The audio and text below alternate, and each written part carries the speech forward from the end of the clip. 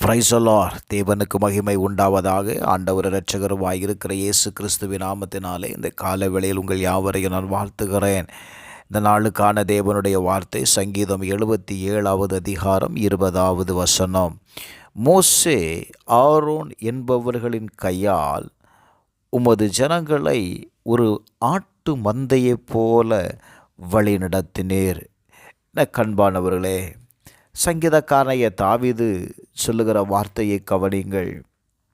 கர்த்தர் தம்முடைய ஜனங்களை ஒரு ஆட்டு மந்தையை போல வழி நடத்தினாராம். Glory to God. சங்கீதம் 78வது அதிகாரம் 52வது 53வது வசனத்தை கவனித்து பாருங்கள்.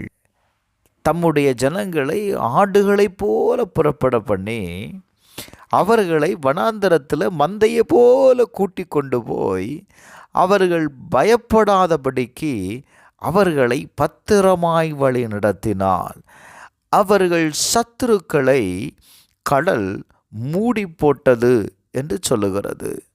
கர்த்தர் அவர்களை பயப்படாதபடிக்கு அவர்களை பத்திரமாய் வழி நடத்தினார். Glory to God.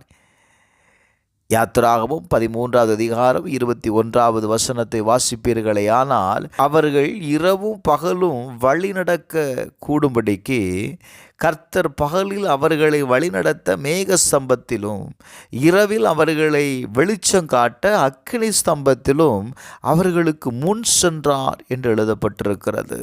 எனக்கு அன்பானவர்களே, இஸ்ரவேல் ஜனங்களுடைய பயணத்தில் கர்த்தருடைய தூதன் அவர்களுக்கு முன்பாக கடந்து சென்றான்.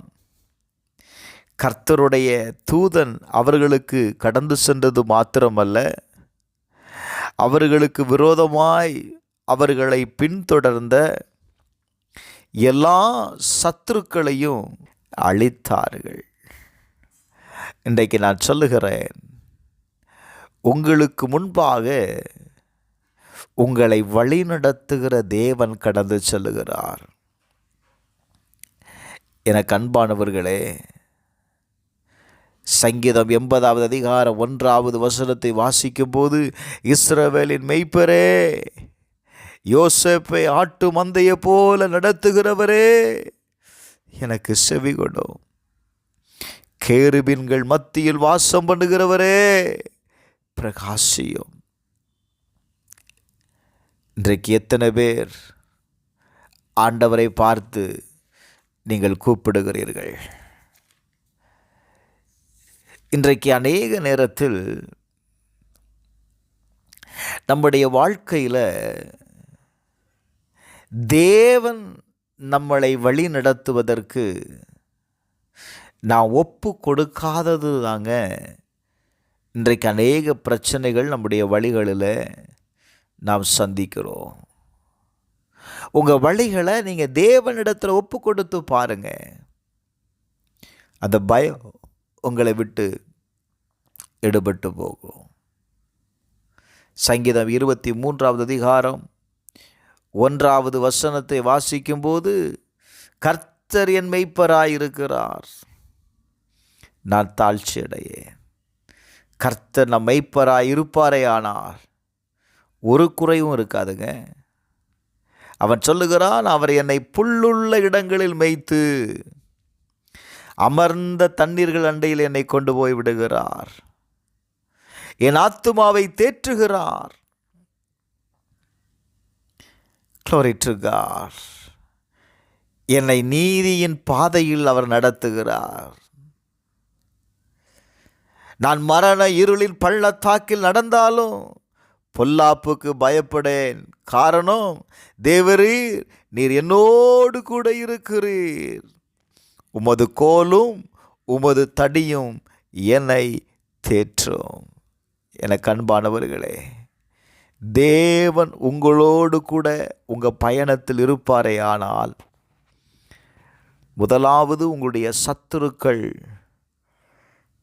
அழிக்கப்படுவதை உங்களால் பார்க்க முடியும். ரெண்டாவது, தேவன் உங்களை தேற்றுகிறதை நீங்கள் பார்க்க முடியும். இந்த நாளில் நான் சொல்லுகிற வார்த்தை என்ன தெரியுமா? இஸ்ரவேல் ஜனங்களை ஒரு ஆட்டு மந்தையை போல வழிநடத்தின தேவன் உங்களை வழி நடத்துவாராக.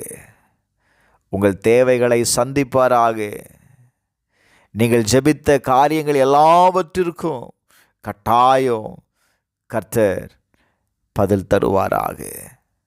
ஜெபிப்போமா? பரலோக பிதாவே, இயேசுவின் நாமத்தினால ஆண்டவரே, இந்த கால வேளையில் ஆண்டவரே, உம்மை நம்பிக்கொண்டிருக்கிற ஜனங்களை நீர் வழி நடத்தும்படி நான் ஜெபிக்கிறேன்ப்பா. வழி நடத்துவீராக. அவர்களுக்கு தேவையான எல்லா காரியங்களையும் கர்த்தர் செய்து முடிங்க ஆண்டவரே. இயேசுவின் நாமத்தினால் இந்த நாளை உம்முடைய கரத்தில் ஒப்பு கொடுக்கிறேன். கர்த்தருடைய கரம் எங்களோடு கூட இருக்கட்டும். இயேசுவின் நாமத்தில் ஜெபிக்கிறேன் நல்ல பிதாவே, ஆமென்.